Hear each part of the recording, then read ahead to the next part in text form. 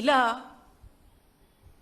గొప్ప గొప్ప revolutionary steps, reforms, revolutionary changes అనేక కొత్తులు ముందుకు వేసి తమ 5 ఏళ్ల జగనన్న పాలనని ప్రజలకు అందించారు. ఇది విజన్ కమ్ ప్యాషన్ అంటారు దీన్ని. విజన్ ఒకటి ఉంటే సరిపోదు. ఏదో పేపర్ల మీదో, పీపీటీ ప్రజెంటేషన్ల మీదో, లేకపోతే మాటల్లోనో వార్తల్లోనో విజన్ ఉంటే సరిపోదు. విజన్తో పాటు చెయ్యాలనేటువంటి తపన, ఒక ప్యాషన్, దానికి ప్యాషన్ తోడయి అది ఇంప్లిమెంట్ అవుతేనే విజన్కి అర్థం పర్థం ఉంటుంది. ఇక ఇలాంటి మాటలతో ఈరోజు చంద్రబాబు నాయుడు గారు ప్రసంగాన్ని ముగించారు. మనం చూసినట్టయితే ఇది చంద్రబాబు నాయుడు గారి ప్రజెంటేషన్. సరే, ఏం చెప్తున్నారా అని ఆసక్తితో చూసాం. డెమోగ్రఫిక్ పర్స్పెక్టివ్స్ అని మొదలుపెట్టారు. ఇలా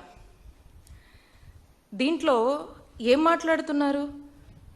2026లో పాపులేషన్ ఎలా ఉండబోతుంది, భారతదేశం ఎలా ఉండబోతుంది, 2030లో ఎలా ఉండబోతుంది, 2036లో ఎలా ఉండబోతుంది, 2047లో ఇండియా ఎలా ఉండబోతుంది, చైనా ఏమవబోతుంది, గ్లోబల్గా ఏమవబోతుంది, ఏమేం జరగబోతుంది, ఎంత పాపులేషన్స్ పెరుగుతున్నారు, ఏ ఏజ్ గ్రూప్కి ఏమవబోతుంది అని చెప్పేసి ఇక ఏవేవో గ్లోబల్ డెమోగ్రఫిక్స్తో ఇక ఇలాంటి మాటలతో మాట్లాడుతూ ఇక అలా వారి ప్రసంగాన్ని మొదలుపెట్టారు.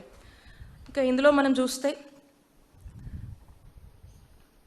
ఈ స్టాటిస్టిక్స్ అంతా కూడా గ్లోబల్ లెవెల్లో, నేషనల్ లెవెల్లో, గ్లోబల్ లెవెల్లో ఏదో వరల్డ్ పర్స్పెక్టివ్స్ మాట్లాడేస్తూ ఉన్నారు. ఈ రాష్ట్రం పరిస్థితి లేదని ఎక్కడన్నా చూశాను.